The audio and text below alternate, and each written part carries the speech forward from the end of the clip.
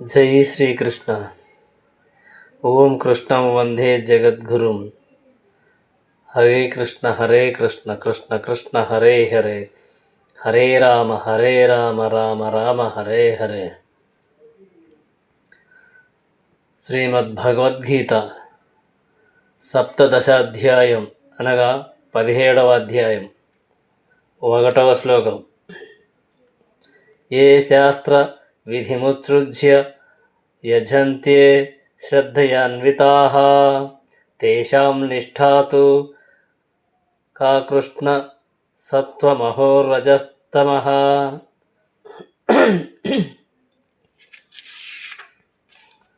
అర్జునుడు ప్రశ్నించెను, ఓ కృష్ణ, శాస్త్ర నియమములను పాటింపక తమ మానసిక కల్పనల ననుసరించి పూజల ననర్చు వారి స్థితి ఎట్టిది? వారు సత్వగుణుల, రజోగుణుల లేక తమోగుణుల? భావము: ఏదేని ఒక ప్రత్యేక పూజా విధానమున శ్రద్ధను గూడి నియుక్తుడైన వాడు క్రమముగా జ్ఞానస్థాయికి ఉద్ధరింపబడి పూర్ణశాంతిని, శ్రేయస్సును పొందగలడని భగవద్గీత యందలి చతుర్థధ్యాయపు 39వ శ్లోకమున తెలుపబడినది. ఇక గడచిన షాఢాధ్యాయమున శాస్త్ర నియమములను అనుసరింపనివాడు అసురుడనియు, శాస్త్ర నియమములను శ్రద్ధతో పాటించువాడు దైవ స్వభావము కలవాడనియు నిర్ణయింపబడినది. అట్టి ఏడా మనుషుడు శాస్త్రమునందు తెలుపనటువంటి నియమములను శ్రద్ధతో అనుసరించినచో అతని స్థితి ఏమగును? అది ఎట్టిది? అర్జునుని ఈ సందేహమును శ్రీకృష్ణ భగవానుడే తీర్చగలడు. ఎవరో ఒక మానవుని భగవానుడని భావించి అతని యందు శ్రద్ధను నిలుపువారలు సత్వగుణమునందు పూజించు వారలా, రజోగుణమునందు పూజించు వారలా, లేక తమోగుణమునందు పూజించు వారలా? అట్టివారు జీవన పూర్ణస్థితిని పొందగలరా? నిజమైన జ్ఞానమునందు స్థితిని కలిగి తమను తాము అత్యున్నత పూర్ణత్వ స్థితికి ఉద్ధరించుకొనుటకు వారి సాధ్యమగున? ఈ విధముగా శాస్త్ర నియమములను ఏమాత్రము పాటింపక దేనియందు శ్రద్ధను కలిగి వివిధ దేవతలను మరియు మనుష్యులను పూజించువారు తమ యత్నములందు జయమును సాధించగలరా? ఈ ప్రశ్నలన్నింటికీ అర్జునుడు శ్రీకృష్ణ భగవానుని ఉంచుచున్నాడు. 2వ శ్లోకం. త్రివిధా భవతి శ్రద్ధా దేహినాం సా స్వభావజా సాత్వికి రాజసి చైవ తామసి చేతి తాం శృణు. శ్రీకృష్ణ భగవానుడు పలికెను, దేహదారి పొందిన త్రిగుణముల ననుసరించి శ్రద్ధ, సాత్వికము, రాజసము, తహమసము అనుచు 3 విధములుగా నున్నది.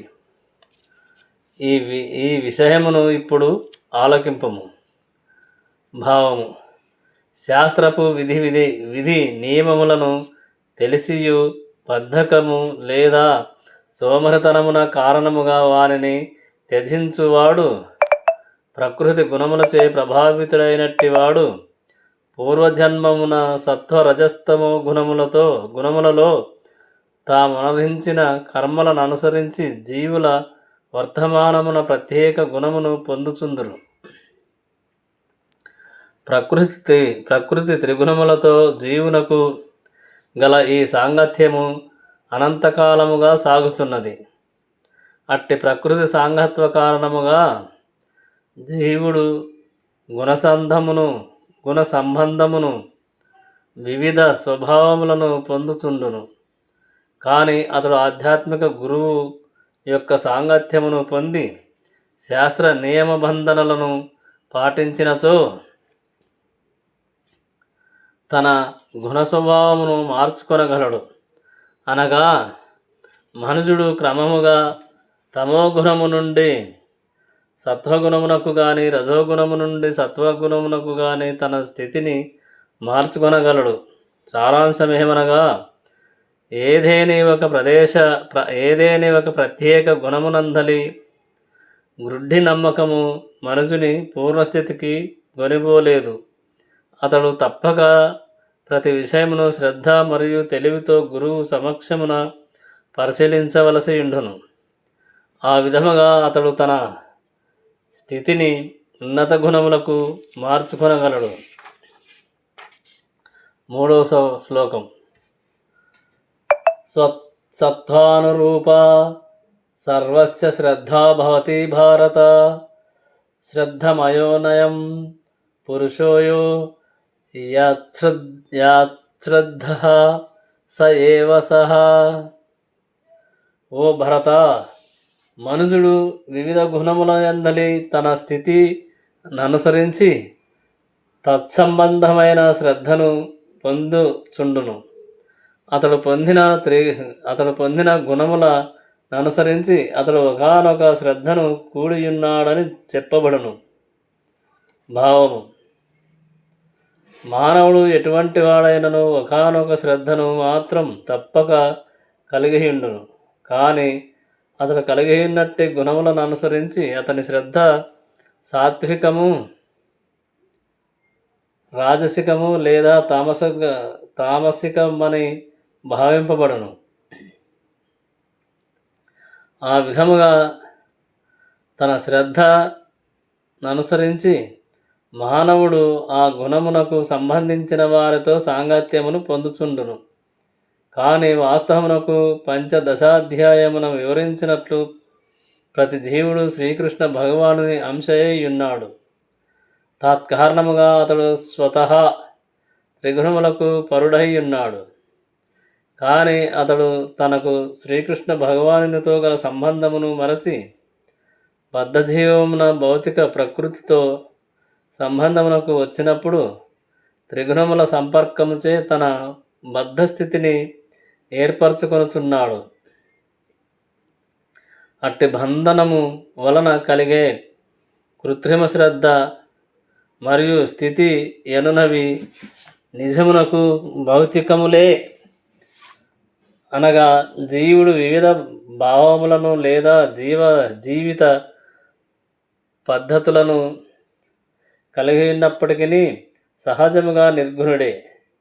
కనుక శ్రీకృష్ణ భగవానునితో తమకు గల నిత్య సంబంధమును పునరుద్ధరించుకొనుటకై ప్రతి ఒక్కరూ తాము పొందియున్నటువంటి ప్రకృతి గుణ మాలిన సంపర్కమును శుభ్రపరచుకొనవలెను. ప్రకృతి గుణ మలిన సంపర్కమును శుభ్రపరచుకొనవలెను. భగవానుని చేరుటకు అది ఒక్కటే భయరహిత మార్గమై ఉన్నది. అది ఏ కృష్ణభక్తి రసభావనము. అట్టి దివ్యమైన కృష్ణభక్తి భావనలో మనుజుడు స్థితుడైనచో అది నిశ్చయముగా పూర్ణత్వ స్థితిని కలుగ చేయగలదు. కానీ మనుషుడు ఈ ఆత్మానుభవ మార్గమును స్వీకరింపనిచో తప్పక ప్రకృతి గుణములచే ప్రభావితుడు కావలసినదే. ఈ శ్లోకమునందు శ్రద్ధ యను పదము ప్రధానమైనది. అట్టి శ్రద్ధ తత్వగుణము వలన వృద్ధియగును. మనుషుని శ్రద్ధ ఏదేని ఒక దేవతయందు కానీ కల్పిత భగవానుని యందు కానీ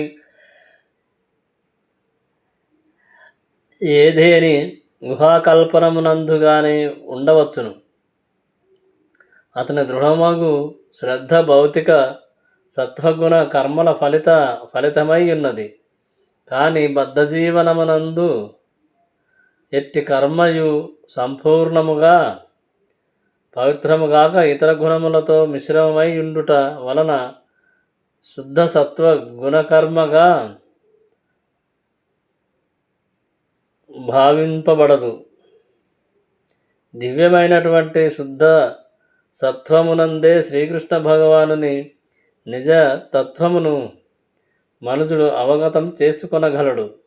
మనుజుని శ్రద్ధ పూర్ణముగా శుద్ధ సత్వమునందు స్థితిని పొందనంత వరకు భౌతిక గుణములచే ప్రభావితమగుచునే ఇండును. ప్రకృతి గుణములు హృదయమునందు వ్యాపించియుండుటచే గుణసంపర్గమునందు హృదయస్థితి ననుసరించి మనుజుడు శ్రద్ధ ప్రతిష్టతమగుచుండును. అనగా హృదయము సత్వగుణమునందు స్థితిని పొందినచో మనుజుని శ్రద్ధ సత్వగుణమునందు ప్రతిష్ఠితమై ఉన్నట్లుగా అవగతమగును. అలాగుననే హృదయము రజోగుణమునందు స్థితిని పొందినచో అతని శ్రద్ధ కూడా రజోగుణమునందు ప్రతిష్ఠత మగును. ఒకవేళ హృదయము తమోగుణమునందు నిలిచినచో మనుజుని శ్రద్ధ తమోగుణమునందు ప్రతిష్టమై కలుషితమగును. ఈ విధముగా జగమునందు వివిధములైన శ్రద్ధలు మనకు గోచరించును. అట్టి వివిధ శ్రద్ధల కారణముననే వివిధ మతములు ఏర్పడుచున్నవి. కానీ నిజధర్మమునకు సంబంధించిన శ్రద్ధ సదా శుద్ధ సత్వము నందే నిలిచియుండును. కానీ హృదయము గుణములచే కలుషితమగుట వలనే వివిధ రకములైన ధర్మములు నియమములు మనకు గోచరించుచున్నవి. ఈ విధముగా వివిధ శ్రద్ధల అనుసరించి వివిధ రకములైన పూజా విధానములు ఏర్పడుచున్నవి. 4వ శ్లోకం. యజంతే సాత్వికా దేవాన్ యక్ష రక్షాంశే రాజసాః ప్రేతాన్ భూత గణాం చాన్యే యజంతే తామసా జనాః.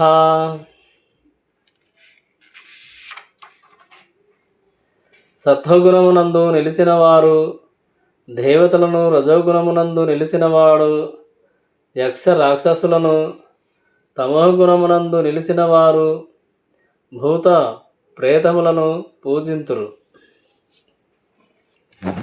ఈ శ్లోకమునందు శ్రీకృష్ణ భగవానుడు పలు విధములైన అర్చనాపరులను వారి బాహ్య కర్మలను అనుసరించి వివరించుచున్నాడు. శాస్త్ర నిర్దేశం ప్రకారము దేవదేవుడైన శ్రీకృష్ణుడొక్కడే పూజనీయుడు. కానీ శాస్త్రమును ఎరుగని వారు లేదా దాని యందు శ్రద్ధ లేనివారు మాత్రం తమ గుణమును అనుసరించి భగవానునికి అన్యులైన వారిని పూజింతురు. సత్వగుణమునందు నిలిచిన వారు సాధారణముగా దేవతలను పూజింతురు. బ్రహ్మ, శివుడు, ఇంద్రుడు, చంద్రుడు, సూర్యుడు వంటి వారే దేవతలు. అట్టి దేవతలు పలువురు గలరు. సత్వగుణమునందున్నవాడు ప్రత్యేక ప్రయోజనార్థమై ప్రత్యేక దేవతా పూజ యందు నిమగ్నుడగును. అదే విధముగా రజోగుణమునందు వారు దానవులను పూజింతురు. 2వ ప్రపంచ యుద్ధ సమయమున కలకత్తా నగరమునందలి ఒక వ్యక్తి హిట్లర్ను పూజించి ఉండెను. యుద్ధ కారణముగా నల్లబజారులో వ్యాపారము చేసి అనంతముగా ధనమును అతడు ప్రోగు చేయగలుగుటయే అందులకు కారణం. ఈ విధముగా రజస్తమో గుణము వ్యక్తులు సాధారణముగా శక్తివంతుడైన మనుషునే దేవునిగా భావింతురు. ఎవరినైనా భగవానుని రూపమున పూజించవచ్చు ననియు తద్వారా ఒకే ఫలితములు లభించుననియు వారు తలతురు. అనగా రజోగుణమునందున్నవారు కృత్రిమముగా దేవతలను పూజింతురనియు తమోగుణమునందున్నవారు భూత ప్రేతములను పూజింతురనియు ఈ శ్లోకమున స్పష్టముగా తెలుపబడినది.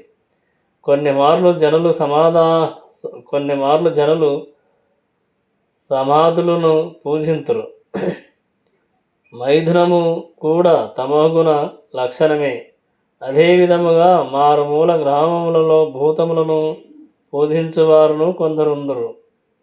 అడవిలో ఏదేని ఒక చెట్టుపై భూతమున్నదనేది విషయము తెలిసినచో వారు అచ్చటకేగి ఆ వృక్షమును పూజించి బలి మొసంగుదురు.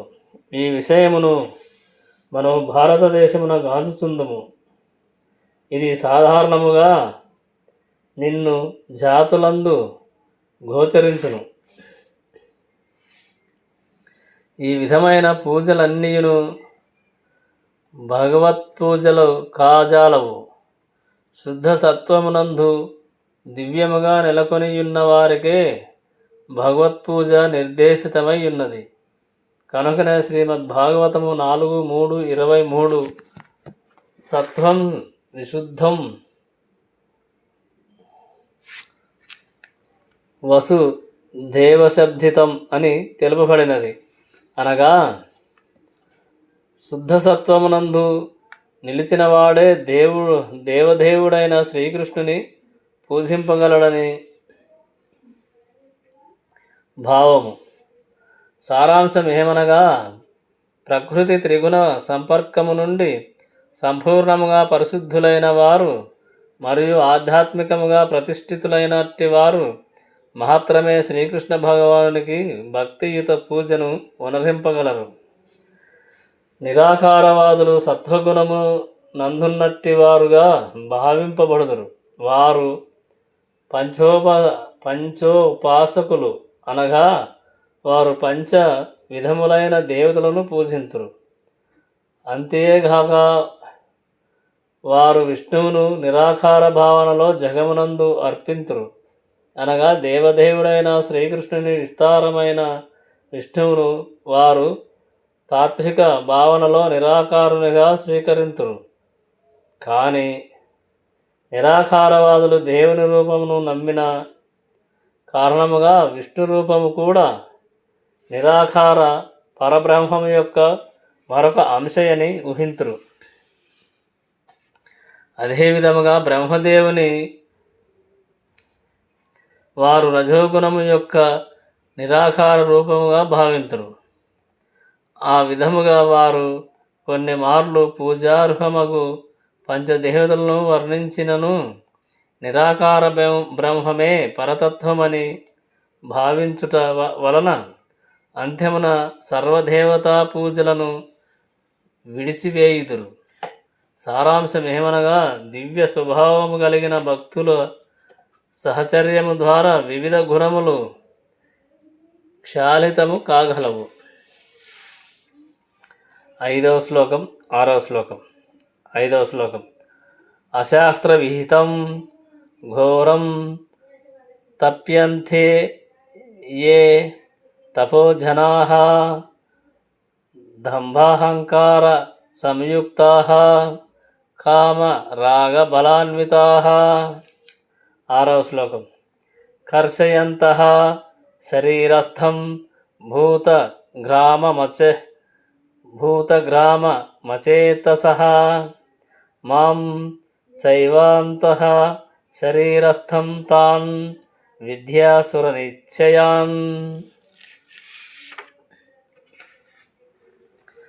శాస్త్ర విహితములు కానటువంటి తీవ్రమగు తపస్సులను దంభాహంకారములతో వనరించువారును, కామరాగములచే ప్రేరేపింపబడిన వారును, ఆ చేతసులై దేహమును మరియు దేహమునందున్న పరమాత్మను కూడా కష్టపెట్టువారును ఆ అగువారులు అసురులుగా తెలియబడుదురు.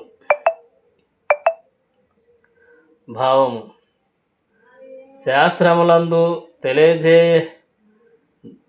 తెలియజేయనటువంటి తపస్సులను నిష్ఠలను సృష్టించువారు పెక్కురుగలరు. ఉదాహరణకు న్యూనమైనటువంటి రాజకీయ ప్రయోజనార్థమై వనరించు ఉపవాసములు శాస్త్రమునందు తెలుపబడలేదు. ఉపవాసమనున్నది సాంఘిక రాజకీయ ప్రయోజనముల కొరకు గాక ఆధ్యాత్మికోన్నతి కొరకే శాస్త్రమునందు ఉపదేశింపబడినది. భగవద్గీతను అనుసరించి అట్టి తపస్సుల అనుసరించేటి వారు నిఖముగా అసుర స్వభావము కలవారే. అట్టివారి కర్మలు సదా అశాస్త్ర విహితములై జనులకు హితకరములు కాకుండును. వాస్తవమునకు వారు ఆ కార్యములను గర్వము, విద్యాహంకారము, కామము, ఇంద్రియభోగములైన ఆసక్తితోనే ఆచరింతురు. అట్టి కార్యముల వలన దేహము నేర్పరచేడి ఇంద్రియభోగముల ఎడ ఆసక్తితో దేహము నేర్పరచేడి పంచభూతములేగాక దేహమునందుండేడి పరమాత్మయు కలత నొందుతురు.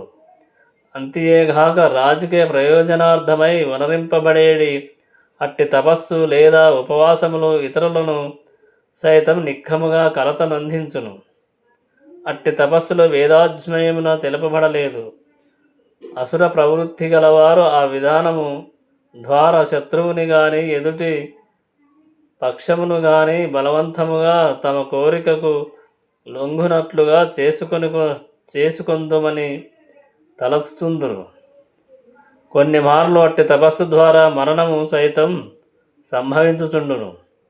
ఈ కార్యములను శ్రీకృష్ణ భగవానుడు ఆమోదించుట లేదు. ఆ కార్యములందు నియుక్తులైన వారు దానవులని అతడు వర్ణించువాడు. ఆ కార్యములు శాస్త్ర నిర్దేశములకు వ్యతిరేకముగా వనరింపబడుటచే వాస్తవమునకు భగవానుని అవమానపరచునటువంటివి. ఈ విషయమున అచేతసహ అను పదము ప్రధానమైనది. సమచిత్తము కలవారు శాస్త్ర నియమములను విధిగా పాటించవలెను. ఆ స్థితిలో లేనివారే శాస్త్రములను ధిక్కరించి తమ సొంత తపోనిష్టలను రూపొందించుకొందురు. అసురీ స్వభావుల అంతము ఏమి కానున్నదో ప్రతి ఒక్కరూ జ్ఞప్తి ఎందుంచుకొనవలెను. అది గడచిన అధ్యాయమున వివరింపబడినది.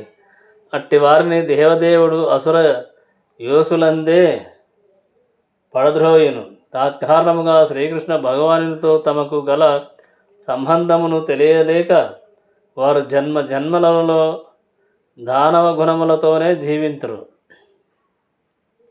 అయినను ఒకవేళ అట్టివారు వేద జ్ఞాన మార్గమున నిర్దేశమును గూర్చి గురువుచే వేద నిర్దేశము పొందగలిగినంత భాగ్యవంతులైనచో ఈ బంధముల నుండి ముక్తిని పొంది అంత్యమున పరమగమ్యమును సాధించగలరు.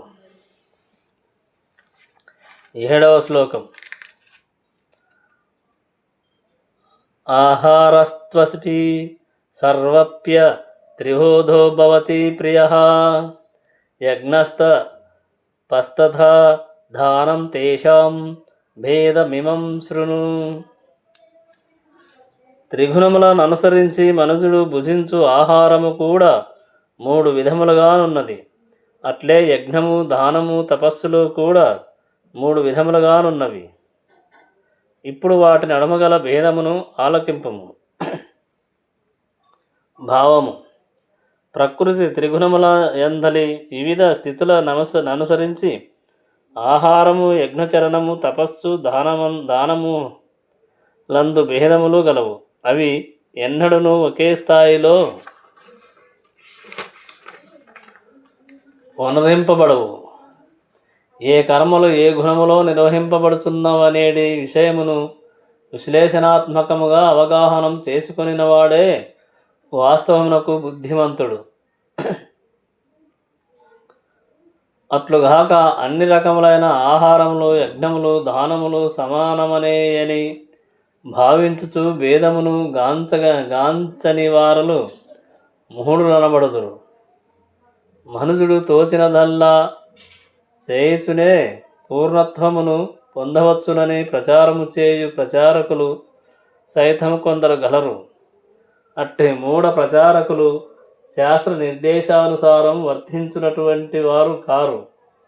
తమకు తోచిన మార్గమును సృష్టించుచు వారు జనులను మోసగించుచున్నారు.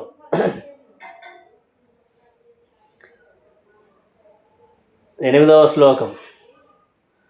ఆయుః సత్వబలానో ఆయుః సత్వబలారోగ్య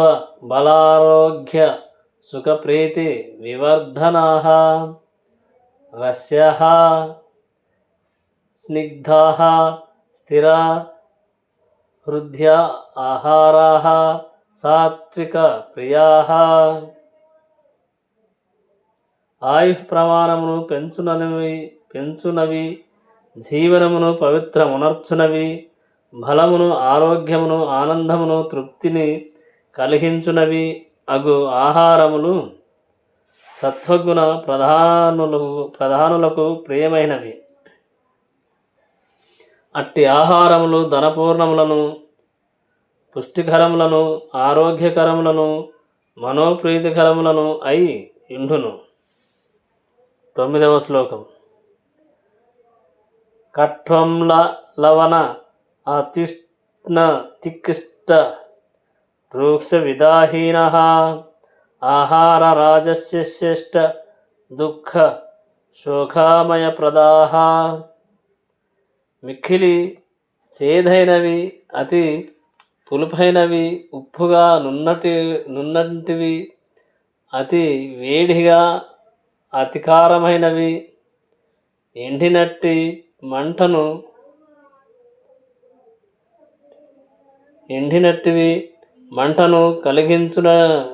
కలిగించునవి అయిన ఆహారములు రజోగుణమునందున్న వారికి ప్రియమైనట్టివి.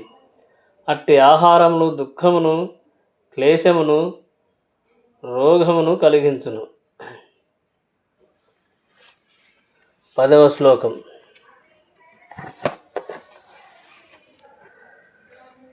యాతయామం గతారసం పూతి పర్యుషితం చాయాత్ ఉచ్చిష్టమపి చామేధ్యం భోజనం తామన ప్రియం. భుజించుటకు 3 గంటలకు ముందు తయారు చేయబడినవి, రుచిరహితములైనవి, చెడిపోయినవి మరియు క్రుల్లినవి, ఎంగిలి మరియు నిషిద్ధ పదార్థములను కలిగినట్టివైన ఆహారములు తమోగుణములకు ప్రియమైనవి. భావము. ఆయుస్సును వృద్ధి చేయుట, మనస్సును పవిత్రమునర్చుట, దేహమునకు శక్తిని కలిగించుటయే ఆహారము యొక్క ప్రయోజనమై ఉన్నది. అది ఒక్కటే దాని ప్రయోజనమును ఆరోగ్యమునకు దోహములై ఆయువును వృద్ధి నొందించునటువంటి పాలు, బియ్యము, గోధుమలు, పండ్లు, చక్కెర, కూరగాయలు వంటి ఆహార పదార్థములను స్వీయాకార యోగ్యములని పెద్దలు పూర్వము నిర్ణయించిరి. అట్టి ఆహారము సత్వగుణము నందున్న వారికి మిక్కిలి ప్రియమై యుండును.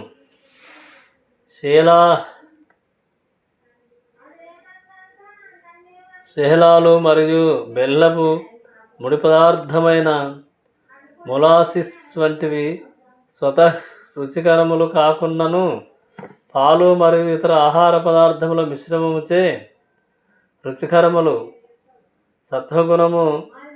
సత్వగుణ సమన్వితములు కాగలవు.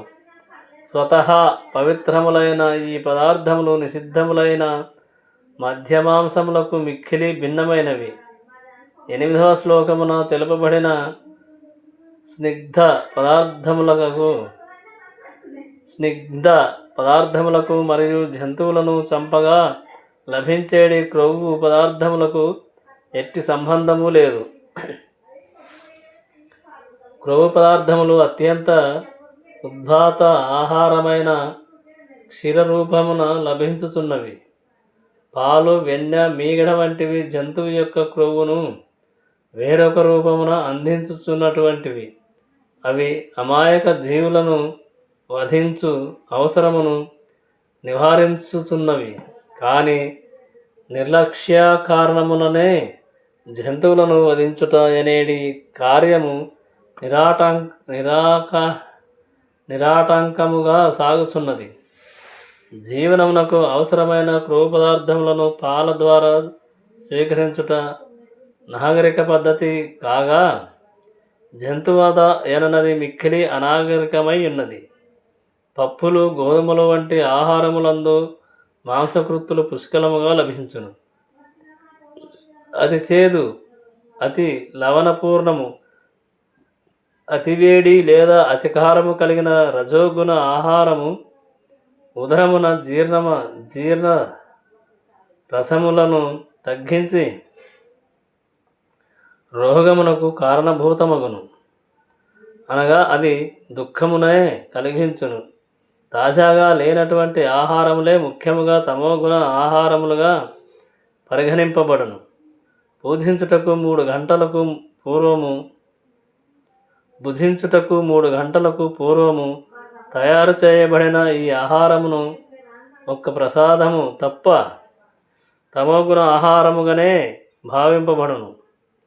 అట్టి ఆహార పదార్థములు క్రుల్లుట ఆరంభించినందును దుర్వాసనను కలిగియుండును. అది తమోగుణములను ఆకర్షించగా సత్వగుణులు దాని నుండి విముఖులై ఎందురు. తొలుత భగవానునకు అర్పింపబడినది ఏదైనచో లేదా మహాత్ములైన వారు, ముఖ్యముగా ఆధ్యాత్మిక గురువు స్వీకరించినదైనచో ఉచ్చిష్టమగు దానిని భుజించవచ్చును. లేని ఎడల ఉచ్చిష్టము తమోగుణమైనదిగా భావింపబడును. అట్టిది నిక్కముగా రోగమనే కలిగించును. అవి తమోగుణములకు అతి ప్రియములైనను సత్వగుణములచే అంటనైనను అంటబడవు. అనగా శ్రీకృష్ణ భగవానుకు తొలుత అర్పింపబడిన ఆహారమే అత్యంత శ్రేష్టమైనది. కూరలు, ధాన్యము, క్షీరము మొదలగు పదార్థములతో తయారు చేయబడిన ఆహారమును తాను స్వీకరింతునని శ్రీకృష్ణ భగవానుడు భగవద్గీత యందు పలికేయే ఉన్నాడు. పత్రం పుష్పం ఫలం తోయం. ఇట్టి కార్యమున అత్యంత ముఖ్యమైనది ప్రేమ మరియు భక్తియే. భగవానుడు వానినే స్వీకరించును. ప్రసాదమును సైతము ఒక ప్రత్యేక పద్ధతిలో తయారు చేయవలనని పేర్కొనబడినది. ఆ విధముగా శాస్త్ర విధులను అనుసరించి తయారు చేయబడి కృష్ణునకు అర్పింపబడిన ఆహారం ఎంతకాల వ్యవధైనను స్వీకరింప యోగ్యమే కాగలదు. అది దివ్యమై ఉండుటయే అందులకు కారణం. కనుక సర్వులకు ఆహారమును పాపరోగ నిరోధకముగా, ఆహారం యోగ్యముగా, రుచికరముగా నునర్చుటకు మనుషుడు దానిని శ్రీకృష్ణ భగవానుకు అర్పింపవలసి ఉన్నది. 11వ శ్లోకం.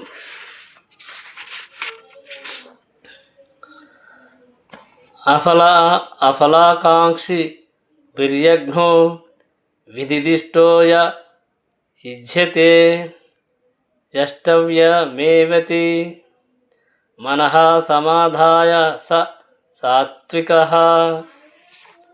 శాస్త్ర నిర్దేశానుసారము తమ విధి అని తలచబడుచు ఫలములు కోరని వారిచే చేయబడు యజ్ఞములందు సాత్విక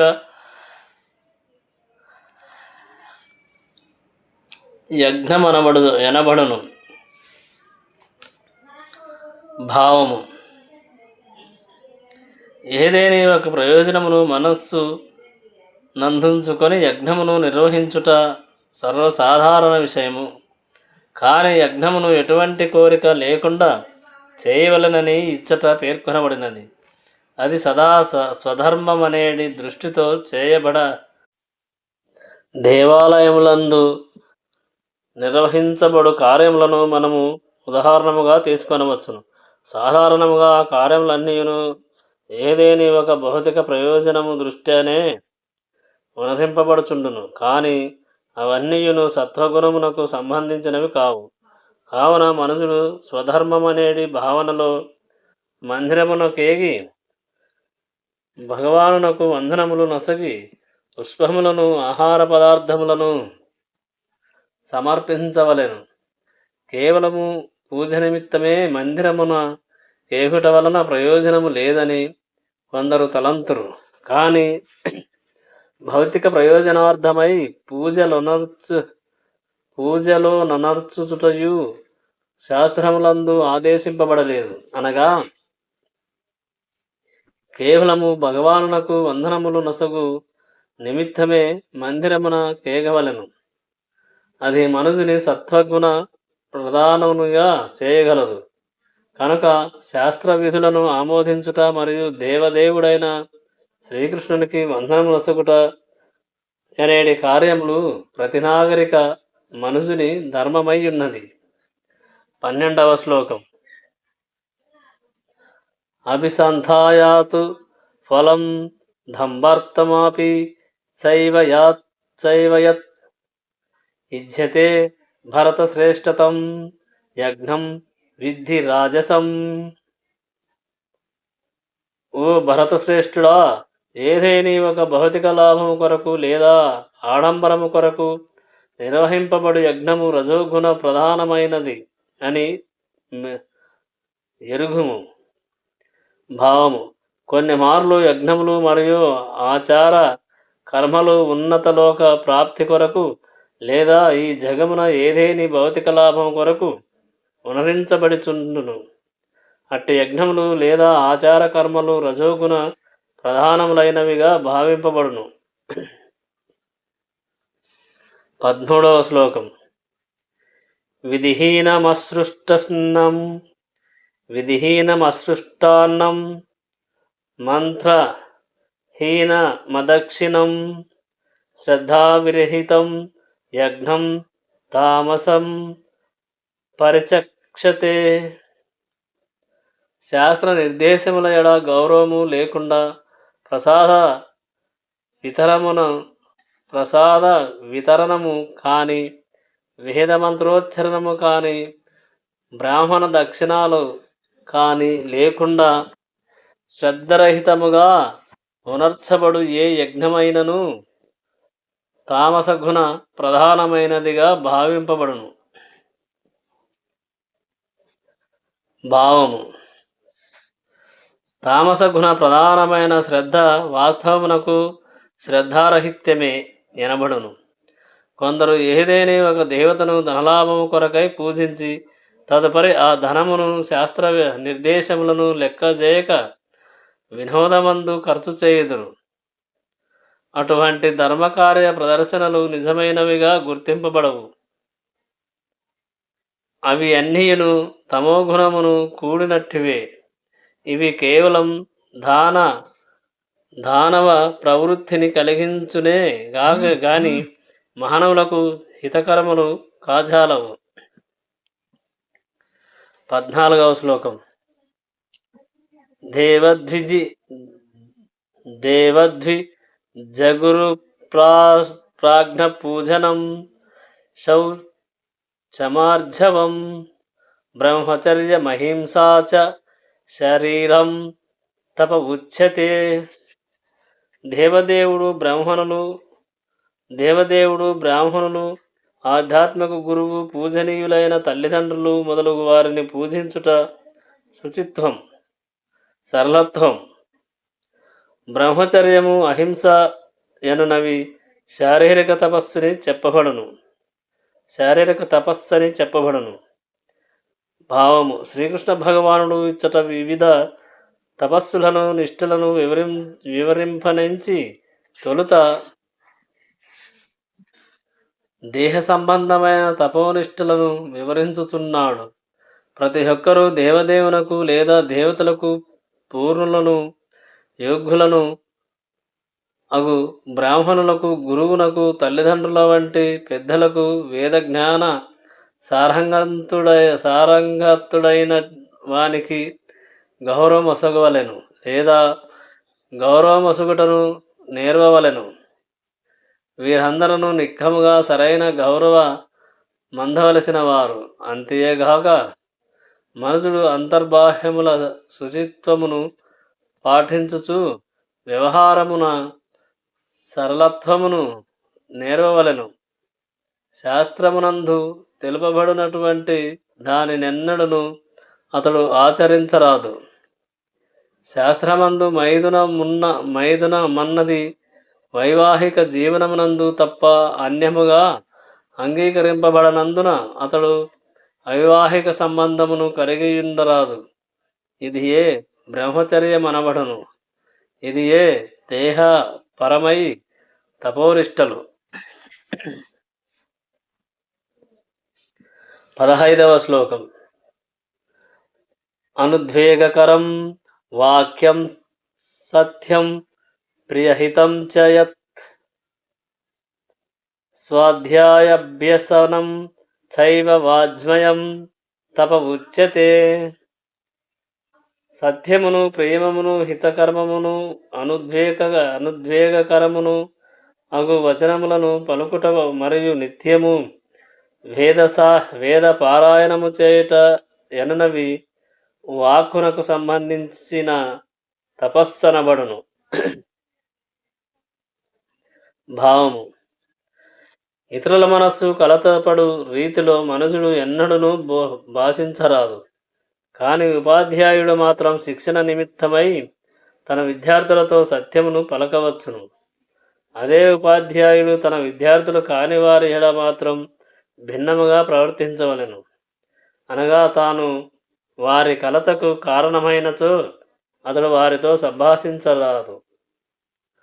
వాక్కునకు సంబంధించినంత వరకు ఇది ఏ తపస్సు. దీనితో పాటు వ్యర్థ ప్రసంగమును కూడా చేయరాదు. సత్సంగమునందు కేవలము శాస్త్రములచే సమర్థింపబడిన దానినే పలుకవలెను. ఆ సమయమున తాను ప్రవచించు విషయములను సమర్థించుటకు శాస్త్ర ప్రమాణమును నిదర్శనముగా చూపవలెను. దానితో పాటు ఆ ప్రవచనము కూడా శ్రవణానందకరముగా నుండవలెను. అట్టి చర్చల ద్వారా మనుషుడు దివ్య లాభమును పొంది మానవ సంఘమును ఉద్ధరింపగలడు. వేదాధ్యయనము అనంతముగా నున్నది. మనుషుడు దానిని అధ్యయనము కావింపవలెను. అది ఏ వాచిక తపస్సనబడును. 16వ శ్లోకం. మనఃప్రసాద సౌమ్యత్వం మౌనమాత్మ వినిగ్రహ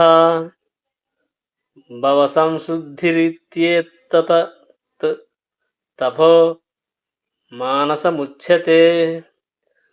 తృప్తి, సరళత్వము, మౌనము, ఆత్మనిగ్రహము, అస్తిత్వమును పవిత్రమునర్చుట ఎననవి మానసిక తపస్సనబడును. భావము. మనస్సును తపోసంపన్నము చేయుట ఎనగా దానిని ఇంద్రియభోగము నుండి దూరము చేయుటయే. ఇతరులకు మేలు చేయుటను గూర్చుయే అది ఆలోచించినట్లుగా దానికి క్షణము గూర్చవలెను. ఆలోచనయందు మౌనమును కలిగి ఉండుటయే మనుషులకు చక్కని శిక్షణము వంటిది. అనగా మనుషుడు కృష్ణభక్తి రసభావన నుండి ఏమాత్రము మరలక సర్వదా ఇంద్రియ అభోగమును వర్జించవలెను. ఆ విధముగా కృష్ణభక్తి భావనను పొందుటయే స్వభావమును పవిత్రమనర్చుకున్నటకు కాగలదు. మనస్సును ఇంద్రియభోగ ఆలోచనల నుండి దూరము చేయుట ద్వారానే మానసిక సంతృప్తి పంచగలదు. ఇంద్రియభోగమును గూర్చి మనం ఎంతగా ఆలోచించుతమో అంతగా మనస్సు అసంతృప్తికి గురియగును. నేటి కాలమున మనము మనస్సును పలు విధములైన ఇంద్రియభోగ పద్ధతుల యందు అనవసరముగా నెలకొల్చుట వలననే మన మనస్సు తృప్తి నందు అవకాశమును పొందుకున్నది. వేదాధ్యయనము వైపునకు దానిని మళ్లించుటయో ఉత్తమ మార్గము. అట్టి వాజ్మయము పురాణములు, మహాభారతములలో వలె మనస్తృప్తికర కథలను కలిగియుండును. మనుజుడు ఆ జ్ఞానము యొక్క లాభమును గొని పవిత్రుడు కాగలడు. మనస్సు సర్వదా వంచన స్వభావ వర్జితమై ఇతరుల శ్రేయస్సునే తలపవలెను. ఆత్మానుభవమును గూర్చి మనుజుడు సదా యోచించుటయో మౌన మనుధాని భావము. ఇట్టి భావన దృష్ట్యా కృష్ణభక్తి రసభావితుడైన భక్తుడు సంపూర్ణ మౌనమును పాటించినవాడే యగుచున్నాడు. మనోనిగ్రహమనగా మనస్సును ఇంద్రియభోగ అనుభవము నుండి దూరము చేయుటని భావము. అంతేగాక మనుషుడు తన వ్యవహారములందు రుజుత్వమును కలిగియుండి తద్వారా తన అస్తిత్వమును పవిత్రమునర్చుకొనవలెను. ఈ లక్షణములన్నీయును కలిసి మానసిక తపస్సనబడును. 17వ శ్లోకం. శ్రద్ధాయ పరాయ తప్తం తపస్తత్ త్రివిధం నరైః అఫలాకాంక్షి భిర్యుక్తైః సాత్వికం పరిచక్షతే. దివ్యమైన శ్రద్ధతో కేవలం భగవానుని నిమిత్తమే భౌతిక వాంఛారహితులైన వారిచే ఉనర్చబడు ఈ త్రివిధ తపస్సుల సాత్విక తపస్సనబడను. 18వ శ్లోకం. సత్కారమాన పూజార్థం తపోదంభేన చైవ యత్ క్రియతే తదిహ ప్రోక్తం రాజసం చలమధ్రువం. గౌరవం సన్మానం పూజలనందుట కొరకు గర్వముచే ఉనర్చబడు తపస్సు రజోగుణ ప్రధానమైనదిగా చెప్పబడును. అది స్థిరము గాని శాశ్వతము గాని కాజాలదు. భావము. జనులను ఆకర్షించుటకు మరియు ఇతరుల నుండి గౌరవము సన్మానము పూజలనందుటకు కొన్ని మార్లు తపోనిష్టలు ఆచరింపబడుచున్నవి. రజోగుణమునందున్న వారు తమ అనుయాయులు తమను పూజించునట్లుగా కాళ్ళు కడిగి దక్షిణలు అర్పించునట్లుగాను చేయుచుందురు. తపో ప్రదర్శనల ద్వారా ఏర్పాటు చేయబడే అట్టి కృత్రిమమైన ఏర్పాట్లు రజోగుణమునందున్నట్టివే. వాస్తవమునకు వాటి ఫలితములు తాత్కాలికములు. అవి కొంతకాలం సాగినను ఎన్నడను శాశ్వతములు కాజాలవు. 19వ శ్లోకం. మూఢగ్రాహేణాత్మనో యత్పీడయా క్రియతే తపః పరస్యోత్సాధనార్థం వా తత్థా మసుమధాహృతం. తనను తాను హింసించుకొనుటచే గాని ఇతరులకు హాని లేదా నష్టమును గూర్చు నిమిత్తముచే గాని మూఢత్వముతో చేయబడు తపస్సు తమోగుణమునకు సంబంధించినదని చెప్పబడును. భావము. హిరణ్యకశిపుడు వంటి దానవులు మూఢ తపస్సు నునరించిన దృష్టాంతములు పెక్కుగలవు. అతడు అమరుడగుటకును మరియు దేవతలను నిర్జించుటకును అట్టి నిష్ఠాపూర్ణమగు తపస్సు నాచరించెను.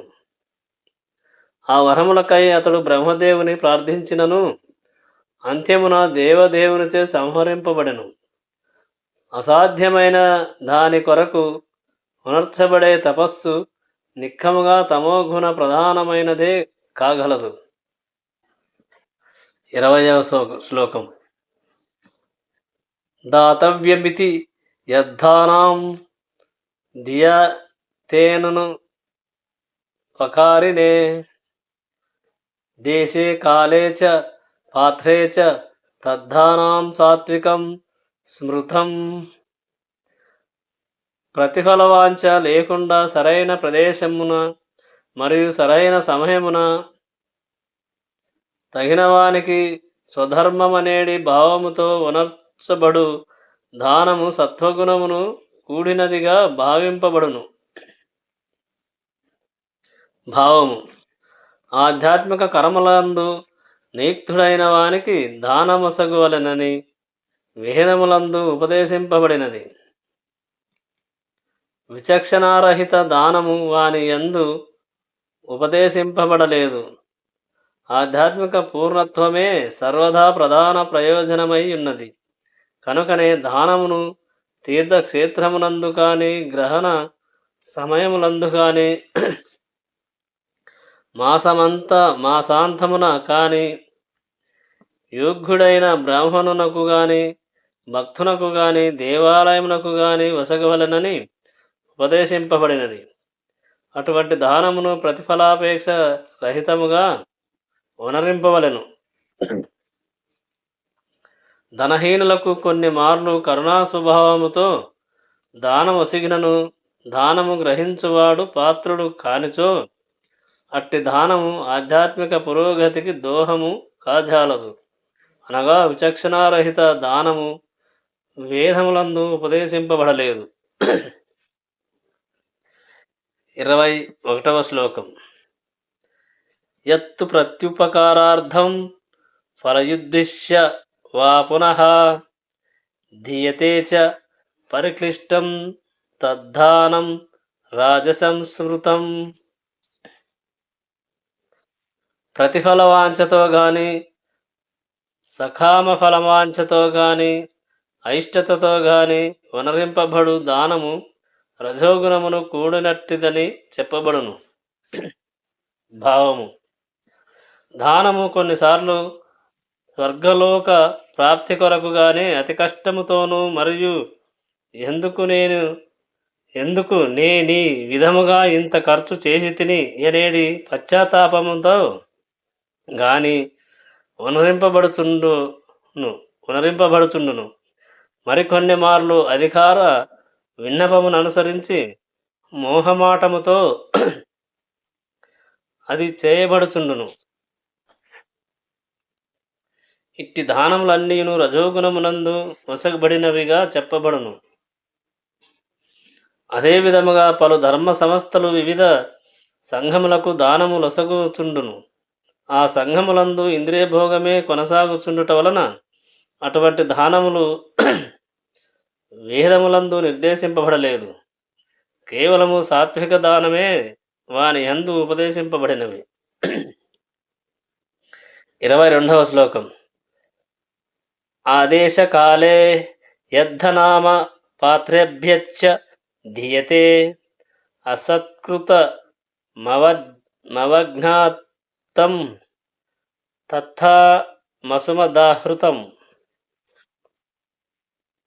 అపవిత్ర ప్రదేశమునందు తగని సమయమున ఆ పాత్రులకు వసగబడినటువంటిది లేదా తగిన శ్రద్ధ మరియు గౌరవము లేకుండా వసగబడినటువంటిదైన దానము తమోగుణ ప్రధానమైనదని చెప్పబడును. భావము మత్తు పదార్థములను స్వీకరించు నిమిత్తము గాని జూదము నిమిత్తము గాని చేయబడు దానములు ఇచ్చట ప్రోత్సహింపబడటం లేదు. అటువంటి దానము తమోగుణ ప్రధానమై లాభదాయకము కాకుండును. పైగా అటువంటి దానము చేయుట వలన పాపులను ప్రోత్సహించినట్లే యగును. అదేవిధముగా పాత్రుడైన వానికి శ్రద్ధ మరియు గౌరవము లేకుండా దానమొసగటయు తమోగుణమును కూడినట్టి దానముగా భావింపబడును. 23వ శ్లోకం. ఓం తత్సదితి నిర్దోషో బ్రాహ్మణస్త్రివిధః స్మృతః బ్రాహ్మణాస్తేన వేదాచ్చ యజ్ఞాచ్చ విహతాః పురా. సృష్ట్యారంభము నుండి ఓం తత్సత్ అను 3 పదములు పరతత్వమును సూచించుటకు వాడబడినవి. వేద మంత్రములను ఉచ్చరించునప్పుడు పరబ్రహ్మ ప్రత్యర్థమై యజ్ఞచరణము కావించునప్పుడును ఈ మూడు సంజ్ఞాపదములు బ్రాహ్మణులచే ఉపయోగిం ఉపయోగింపబడుచుండేటివి. భావము: తపస్సు, యజ్ఞము, దానము, ఆహారమనునవి సాత్వికము. రాజసము, తామసములనేవి మూడు రకములుని ఇంతవరకు వివరింపబడినది. ఈ విధముగా ప్రథమ, ద్వితీయ, తృతీయ తరగతులకు చెందినను అవి ప్రకృతి జన్యములైన త్రిగుణములచే బంధింపబడినట్టివి మరియు మలిన పూర్ణములైనట్టివి. కానీ అట్టి కర్మను నిత్యుడగు శ్రీకృష్ణ భగవానుని ఓం తత్ సత్ పరములగునప్పుడు ఆధ్యాత్మిక పురోగతికి దోహదములు కాగలవు. శాస్త్ర నిర్దేశములందు అట్టి ప్రయోజనమే సూచించబడినది. ఓం తత్ సత్ అనేడి ఈ మూడు పదములు ముఖ్యముగా పరతత్వమైన దేవదేవుని సూచించును. ఇక వానిలో ఓం అనున్నది అన్ని వేదమంత్రములందును గోచరించును. శాస్త్ర నియమములను అనుసరింపని వాడు పరతత్వమును పొందలేడు. ఒకవేళ అతడు తాత్కాలిక లాభములను పొందినప్పటికీ జీవితపు అంతిమ ఫలమును మాత్రం సాధింపలేడు. సారాంశమేమనగా, దానము, యజ్ఞము, తపస్సు అను వానిని సత్వగుణమునందే ఆచరింపవలెనను. రజస్తమో గుణములందు ఉనరింపబడేడి ఆ కార్యములు గుణహీనములై ఉండును. ఇక ఓం తత్ సత్ అను మూడు పదములు భగవానుని పవిత్రనామముతో సంయుక్తముగా వాడబడుచుండును. ఓం తద్విష్ణోహు ఎనున్నది అందులకు ఒక ఉదాహరణము. అనగా వేదమంత్రము కాని భగవానుని నామము కాని ఉచ్చరింపబడినప్పుడు తొలుత ఓంకారం జత చేయబడుచుండును. దేనినైనా వేదమంత్రమనుటకు ఇదియే సూచనము. అట్టి ఈ మూడు పదములు వేదమంత్రముల నుండియే గ్రహింపబడినవి. ఓం ఇత్యేతదత్ బ్రహ్మణో నిర్దిష్టం నామ అను ఋగ్వేద మంత్రము ఓంకారమును, తత్వమసి అను ఛందోగ్యోపనిషత్తు 6, 8, 7 మంత్రము, తత్ అను పదమును సదేవ సౌమ్య అను ఛందోగ్యోపనిషత్తు 6, 2, 1 మంత్రమే సత్ అను పదమును సూచించుచున్నది. ఆ మూడింటి కలయికయే ఓం తత్సత్ అనున్నది. తొలిజీవుడైన బ్రహ్మదేవుడు పూర్వం యజ్ఞం ఆచరించినప్పుడు దేవదేవుని ఈ మూడు పదములతోనే సూచించెను. అదే నియమము పరంపరగా ఆచరింపబడుచు వచ్చుచున్నది. కనుకనే ఓం తత్ సత్ అను మంత్రము గొప్ప ప్రాధాన్యమును కలిగి ఉన్నది. తత్కారణముననే ఏ కర్మనైనను ఓం తత్ సత్ శ్రీకృష్ణ భగవానుని నిమిత్తము కొరకు మాత్రమే వరింపమని భగవద్గీత ఉపదేశించుచున్నది. కనుక ఎవరైనా ఈ మూడు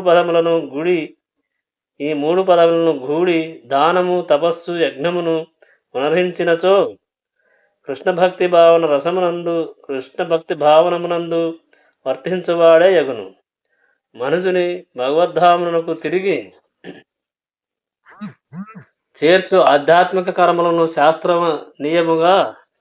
శాస్త్రీయముగా ఉనర్చు విధానమే అట్టి కృష్ణ భక్తి రసభావనము. అట్టి దివ్య మార్గమును వర్తించుటలో ఎన్నడను శక్తి వృధా కాబోదు. 24వ శ్లోకం. తస్మాద్భువం ఇత్యుదాహృత్య యజ్ఞదానతపః క్రియాః ప్రవర్తంతే విధానోక్తాః సతతం బ్రహ్మవాదినాం. కనుకనే శాస్త్ర నియమానుసారం యజ్ఞము, దానము, తపములను చేపట్టు తత్వజ్ఞులు పరమపురుషుని పొందుటకై వానిని ఓంకారంతో ప్రారంభింతురు.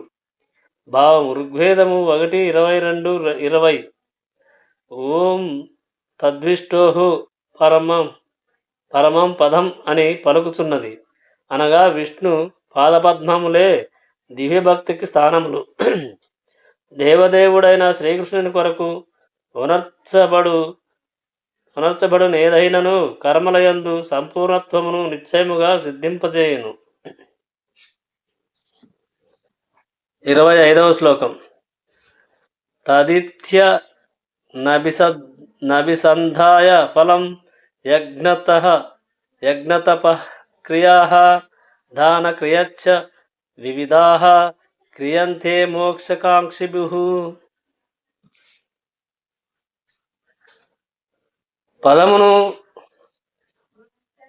ఫలాపేక్ష రహితముగా ప్రతివారును యజ్ఞము తపస్సు దానములను తత్ అను పదమును గూడి ఉనరింపవలెను. భౌతిక బంధనము నుండి విడుదలను పొందుటయే అట్టి ఆధ్యాత్మిక కర్మల ముఖ్య ప్రయోజనము. భావము. దివ్యమైన ఆధ్యాత్మిక స్థితికి ఉద్ధరింపబడవలనన్నచో మనుషుడు భౌతిక లాభము కొరకై వర్తించరాదు. అనగా భగవద్ధామమును చేరుట ఎనేడి చరమలాభము కొరకే సమస్త కర్మలను ఉనరింపవలెను. 26, 27వ శ్లోకం. సద్భావే సాధుభావే చ సదిత్యేతత్ ప్రయుజ్యతే ప్రశస్తే కర్మాణి తథా సచ్చదబ్ధః పార్థ యుజ్యతే యజ్ఞే తపసి దానే చ స్థితిః సదిత చోచ్యతే కర్మ చైవ తదిర్ధియం సదిత్యే ఉహావిధీయతే. భక్తియుత సేవ యజ్ఞమునకు పరమలక్ష్యమైన పరతత్వము సత్ అను పదముచే సూచింపబడును. ఈ పృథాకుమారా, దివ్యములైయుండి పరమపురుషుని ప్రియర్థమై వనరింపబడు సర్వ యజ్ఞ తపో దాన కర్మల వలె అట్టి యజ్ఞకర్త కూడా సత్ అనబడును. భావము. గర్భమునందు చేరుట మొదలుగా జీవితాంతము వరకు మనుషుని జీవన పవిత్రీకరణమునకై వేదాధ్యయమున పెక్కు శుద్ధ కర్మలు ఉపదేశింపబడినవి. ప్రశస్తే కర్మని యను పదము సూచించుచున్నది. జీవుని చరమమోక్షమునకై అట్టి పవిత్రీకరణము విధానములు అవలంబింపబడును. ఆ కార్యములన్నింటి యందును ఓం తత్ సత్ అను మంత్రమును ఉచ్చరింపవలెను నని ఉపదేశింపబడినది. ఇచ్చట సద్భావే మరియు సాధుభావే యను పదములు ఆధ్యాత్మిక స్థితిని సూచించుచున్నవి. కృష్ణభక్తి భావనలో వర్తించుట సత్వము అనబడగా, కృష్ణభక్తి రసభావితుడైన భక్తుడు సాధువు అనబడను. ఆధ్యాత్మిక విషయముల భక్తుల సాంగత్యమును సుస్పష్టములు కాగలవని శ్రీమద్భాగవతము 3:25 సతాం ప్రసంగాత్ అను పదము ద్వారా తెలుపబడినది. అనగా సత్సంగత్యము లేనిదే ఎవ్వరును ఆధ్యాత్మిక జ్ఞానమును పొందలేరు. మంత్రదీక్షను ఒసగునప్పుడు గాని యజ్ఞోపవీతమును వేయనప్పుడు గాని గురువు ఈ ఓం తత్సత్ అను పదములు ఉచ్చరించును. అదే విధముగా అన్ని రకములైన యజ్ఞమునందలి లక్ష్యము ఓం తత్సత్ అనునదియే. తదగ్ధియం అను పదము శ్రీకృష్ణ భగవానునికే సంబంధించిన సేవా కార్యమును సూచించును. అనగా ప్రసాదము తయారు చేయుట, మందిర కార్యములందు సహకరించుట, శ్రీకృష్ణ భగవానుని కీర్తిని ప్రచారం చేయుట వంటి సేవలన్నింటినీ అది సూచించుచున్నది.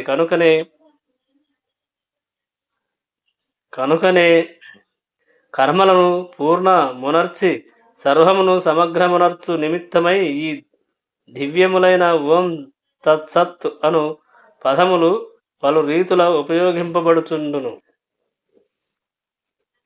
28వ శ్లోకం. ఈ 28వ శ్లోకంతో 17వ అధ్యాయం సమాప్తం. 28వ శ్లోకం. అశ్రద్ధాయ హుతం దత్తం తపస్తప్తం తపస్తప్తం కృతం చ యత్ అసద్యుచ్యతే పార్థ సచ తత్ప్రేత్యో నో ఇహ. ఈ 28వ శ్లోకంతో 17వ అధ్యాయం సమాప్తం.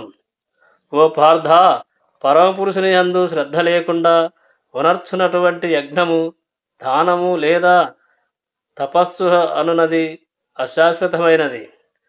అసత్ అని పిలువబడు అట్టి కర్మ ప్రస్తుత జన్మమునందును రాబోవు జన్మమునందును నిరుపయోగమే.